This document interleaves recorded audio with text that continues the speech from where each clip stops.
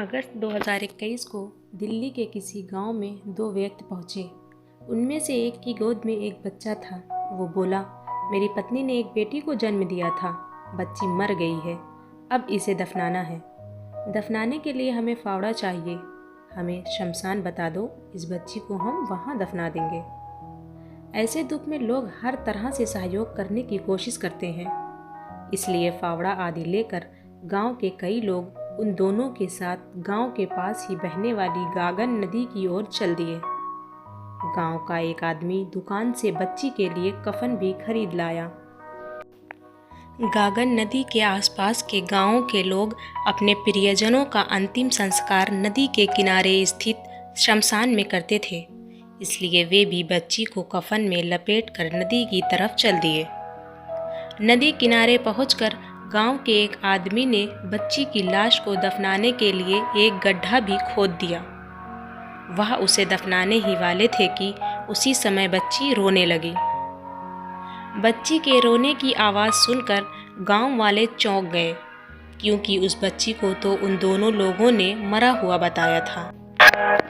बच्ची के जीवित होने पर उसके पिता और साथ आए युवक को खुश होना चाहिए था, लेकिन वे घबरा रहे थे।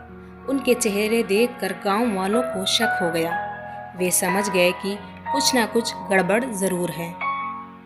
लिहाजा उन्होंने उन दोनों को घेर लिया और हकीकत जानने की कोशिश करने लगे, लेकिन वे यही कहते रहे कि डॉक्टर ने बच्ची को मृत बताया था। इसके बाद ही तो वे उसे दफनाने के लिए आए थे। यह बात गांव वालों के गले नहीं उतर रही थी। शोर शराबा सुनकर आसपास खेतों में काम करने वाले लोग भी वहां पहुंच गए। भीड़ बढ़ती देख वे दोनों वहां से भागने का मौका ढूंढने लगे। लोगों ने उन्हें दबोच लिया और उसी समय थाने में फ़ोन कर दिया।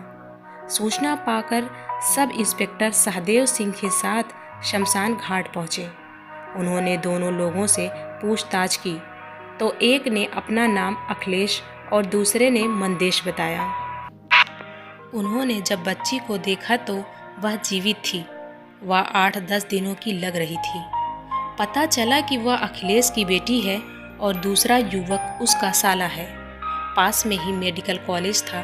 पुलिस ने उस बच्ची को मेडिकल कॉलेज में भर्ती करा दिया, जिससे उसकी जान बच सके।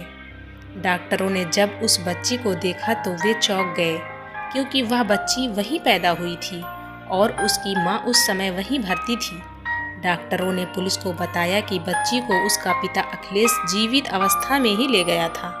उसके मरने का तो सवाल ही नहीं है। मामला गंभीर लग रहा था, इसलिए थाना प्रभारी ने यह सूचना नगर पुलिस अधीक्षक महेंद्र यादव को दे दी। उधर डॉक्टरों ने भी बच्ची को आईसीयू में भर्ती करा के इलाज शुरू कर दिया। नगर पुलिस अधीक्षक महेंद्र भी थाना पहुंच गए। थाना प्रभारी ने उनके सामने अखिलेश से जब पूछताछ की तो बच्ची को जिंदा दफन करने की एक चौंकाने वाली कहानी सामने आई। अखिलेश उत्तर प्रदेश के बरेली शहर के हाफिजगंज का रहने वाला था। वह मोटर मैकेनिक का काम करता था। पिता राम भरोसे को जब लगा कि अखिलेश अपना घर चलाने लायक हो गया है तो उन्होंने दिल्ली के ही नवाबगंज में रहने वाले गुप्ता प्रसाद की बेटी काजल से उसकी शादी करा दी। शादी हो जाने के बाद अखिलेश के खर्चे बढ़ गए थे, इसलिए अखिलेश कहीं दूसरी जगह अपने लिए नौकरी ढूंढने लगा। इसी दौरान उत्तरांचल के रुद्रपुर शहर स्थित एक फैक्ट्री में उसकी नौकरी लग गई। उस फैक्ट्री में बाइकों की चैन बनती थी। कुछ दिनों बाद अखिलेश पत्नी काजल को भी रुद्रपुर ले गया। वहाँ हंसी खुशी के साथ उनका जीवन चल रहा था। इसी दौरान काजल गर्भवती हो गई। इससे पति पत्नी दोनों ही खुश थे। पहली बार माँ बनने पर महिला को कितनी खुशी होती है, इस बात को काजल महसूस कर रही थी। अखिलेश भी काजल की ठीक से देखभाल कर रहा था। काजल को 7 महीने चढ़ गए। अब काजल को कुछ परेशानी होने लगी थी, क्योंकि डॉक्टर ने भी काजल को कुछ एहतियात बरतने की हिदायत दे रखी थी। सावधानी बरतने के बाद भी अचानक एक दिन काजल को प्रसव पीड़ा हुई। जिस डॉक्टर ने काजल का इलाज चल रहा था, अखिलेश पत्नी को तुरंत उसी डॉक्टर के पास ले गया। काजल का चेकअप करने के बाद डॉक्टर ने स्थिति गंभीर बताई, क्योंकि काजल के पेट में 7 महीने का बच्चा था। यदि वह 8 साढ़े 8 महीने से ऊपर का होता तो डिलीवरी कराई जा सकती थी।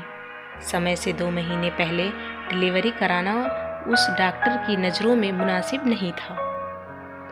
ऐसी हालत में काजल को किसी अच्छे अस्पताल या नर्सिंग होम में ले जाना ज़रूरी था। रुद्रपुर में कई नर्सिंग होम ऐसे थे जहां काजल को ले जाया जा सकता था, लेकिन वे महंगे होने की वजह से अखिलेश के बजट से बाहर थे। लिहाजा वह पत्नी को लेकर मुरादाबाद आ गया और उसे महावीर यूनिवर्सिटी के मेडिकल कॉलेज में भर्ती करा दिया। वहां 5 अगस्त 2021 को काजल ने एक बेटी को जन्म दिया। बच्ची 7 महीने में पैदा हुई थी, इसलिए वह बेहद कमज़ोर थी। उसे इंक्यूबेटर में रखा जाना बहुत ज़रूरी था, लेकिन मेडिकल कॉलेज में जो इंक्यूबेटर थे उनमें पहले से ही दूसरे बच्चे रखे हुए थे। ऐसी स्थिति में डॉक्टर ने अखिलेश को सलाह दी कि वो अपनी बच्ची को किसी अन्य अस्पताल या फिर दिल्ली ले जाएं, क्योंकि बच्ची की हालत ठीक नहीं है। उधर इतनी कमज़ोर बच्ची को देखकर वार्ड में भर्ती मरीजों के तीमारदारों ने अखिलेश के मुंह पर ही कह दिया कि ये बच्ची बचेगी नहीं, और यदि बच भी गई तो पूरी ज़िंदगी अपंग रहेगी। लेकिन अखिलेश ने उनकी बातों पर ज़्यादा ध्यान नहीं दिया। बेटी की जान बचाने के लिए अखिलेश उसे लेकर मुरादाबाद अस्पताल पहुंचा। अखिलेश के साथ उसका साला मंदेश भी था। अस्पताल में बच्ची को भर्ती करने से पहले 10,000 रुपये जमा कराने को कहा गया। उसके पास उस समय इतने रुपए नहीं थे।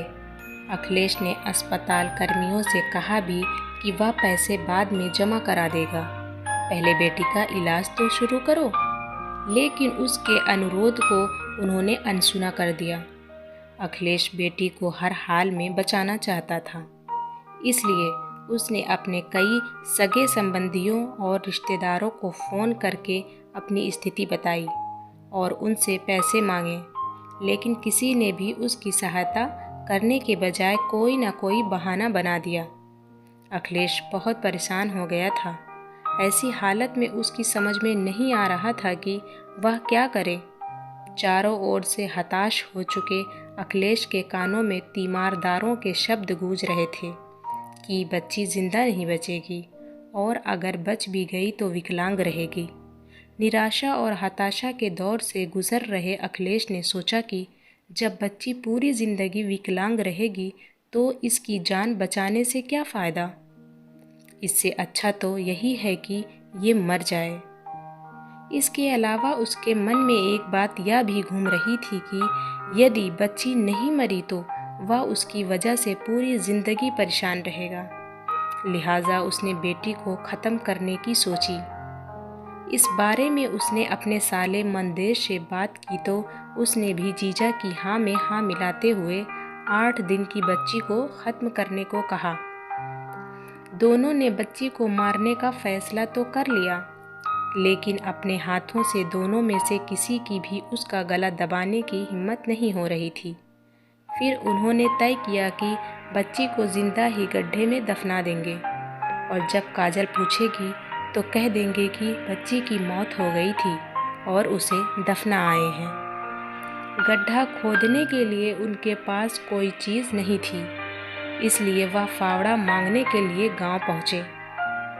ऐसी हालत में गांव वालों ने उनकी सहायता करना मुनासिब समझा और उनके साथ नदी के किनारे उस जगह पर पहुंच गए जहां लोगों का अंतिम संस्कार किया जाता था। उसकी नन्ही सी जान की आंखें ठीक से खुली भी नहीं थी। दुनियादारी से तो उसे कोई मतलब भी नहीं था। माँ की गोद से पिता के मजबूत हाथों में वह इसलिए आई थी कि वह उसका इलाज कराएंगे, लेकिन उसे क्या पता था कि कन्यादान करने वाले हाथ ही उसे जिंदा दफनाने के लिए आगे बढ़ेंगे।